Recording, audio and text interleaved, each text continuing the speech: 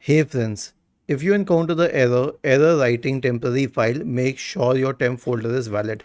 Now here's the thing about the temp folder. Basically, if you are unable to save a file due to corruption or something in the temporary folder, then you get this error. Now one may say that you should simply clear the temporary folder, but we will proceed procedurally. So the first thing is to restart the Windows installer service. Search for services in the Windows search bar and open services, and then scroll down to the Windows installer service. Right click on it and then select start, and then you can also select restart. Now the next solution is disk cleanup. Why? Because disk cleanup automatically means clearing the temporary folder. Here's what you have to do. Search for disk cleanup, open disk cleanup, click on OK. See, temporary internet files will be selected by default. Just check all other options, okay, including temporary files, because this is very important.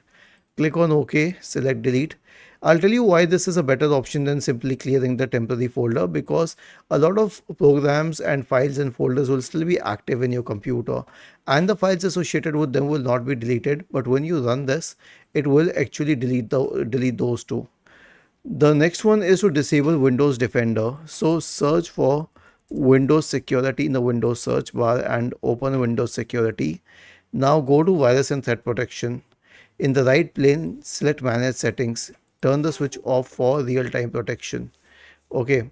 And then try clearing the temporary folder and then turn it on once again, because your system needs protection. Was this helpful? If yes, then please subscribe to the channel. If not, then let us know in the comment section of the video on how we could help you further. Thank you for watching this video and have a nice day.